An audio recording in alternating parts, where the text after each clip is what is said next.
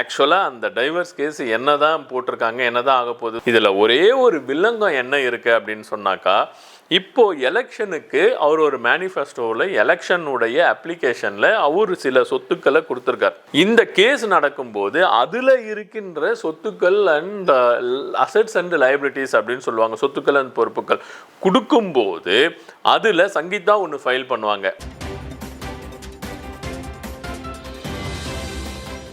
வணக்கம், நான் உங்கள் வழக்கறிஞர் நாராயணன். செங்கல்பட்டு கோர்ட்டில் இன்னைக்கு விஜய் அண்ட் சங்கீதாவுடைய டைவர்ஸ் கேஸ் வந்தது. நார்மலாக செங்கல்பட்டு கோர்ட்டில் இவ்வளோ கூட்டமே இருக்காது. இன்னைக்கு பார்த்தீங்கன்னாக்கா அவ்வளோ கூட்டம் இருந்தது. ஏன்னா எஸ்பெஷலி இதில் என்ன பேச போகிறாங்க அப்படின்னு சொல்லிட்டு கடைசியில் பார்த்தோம்னாக்கா இவர் ஜோசப் விஜயும் வரவில்லை, சங்கீதாவும் இன்னைக்கு கோர்ட்டுக்கு வரலை. அவங்க என்ன சொன்னாங்கன்னாக்கா, நாங்கள் வீடியோ கான்ஃபரன்சிங்கில் ஆஜராகிறோம் அப்படின்னு சொல்லிட்டு வீடியோ கான்ஃபரன்சிங்கில் ஆஜரானாங்க. அவங்க தரப்பு சார்பாக வந்த வழக்கறிஞர்கள் இந்த மாதிரி ரெண்டு பேருமே, ஒரு விஜய் எலெக்ஷனில் பிஸியாக இருப்பதுனாலும் சங்கீதா பிஸியாக இருப்பதுனாலும் நெக்ஸ்ட் ஹியரிங்கில் பர்சனல் ஹியரிங் வருவாங்க அப்படின்னு சொல்லி சொன்னாங்க. அதனால் கேஸ் அட்ஜார்ன் பண்ணியிருக்காங்க.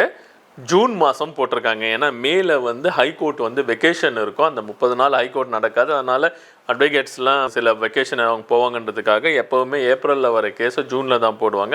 அதை மாதிரி இந்த ஸ்மால் கோர்ட்லேயும் ஜூனில் அந்த கேஸை அட்ஜார்ன் பண்ணியிருக்காங்க. இதுதான் இன்றைக்கி நடந்த மேட்ருங்க. இதில் நம்ம அந்த கேஸை பற்றி சொல்லும்போது சில மெயில்ஸ் எனக்கு அனுப்பிச்சிருந்தீங்க. இன்றைக்கி கேஸ் வருது, ஆக்சுவலாக அந்த டைவர்ஸ் கேஸ் என்ன தான் போட்டிருக்காங்க, என்ன தான் ஆக போகுது சொல்லுங்கள் அப்படின்னு கேட்டிருந்தாங்க. அதை விளக்கலாம் அப்படின்ட்டு தான் இந்த காணொலி.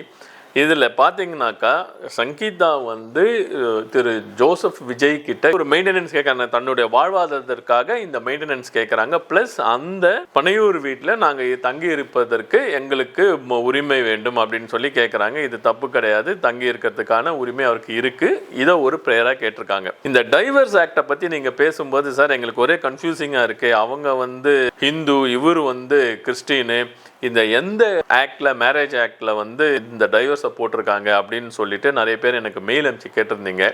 இதில் எந்த விதமான கன்ஃபியூஷனும் இல்லைங்க. ரெண்டு பேரும் இந்துவாக இருந்தால் இந்து மேரேஜ் ஆக்டுங்க. 2 ஹஸ்பண்ட் அண்ட் ஒய்ஃபு கிறிஸ்டினாக இருந்தால் கிறிஸ்டின் மேரேஜ் ஆக்டுங்க.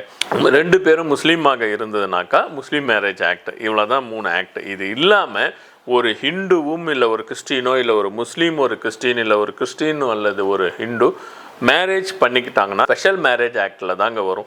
இந்த கேஸும் ஸ்பெஷல் மேரேஜ் ஆக்டில் தான் ஃபைல் பண்ணியிருக்காங்க.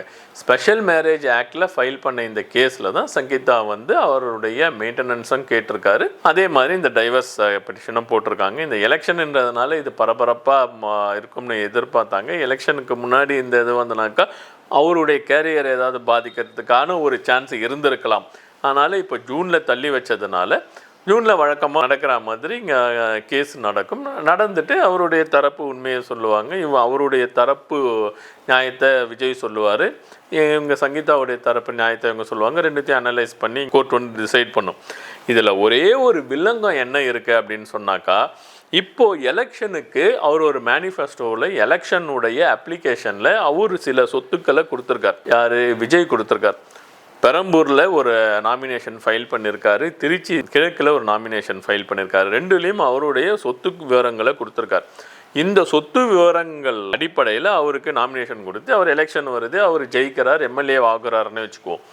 இந்த கேஸ் நடக்கும்போது அதில் இருக்கின்ற சொத்துக்கள் அண்ட் அசெட்ஸ் அண்ட் லைபிலிட்டிஸ் அப்படின்னு சொல்லுவாங்க, சொத்துக்கள் அண்ட் பொறுப்புகள் கொடுக்கும்போது அதில் சங்கீதா ஒன்று ஃபைல் பண்ணுவாங்க.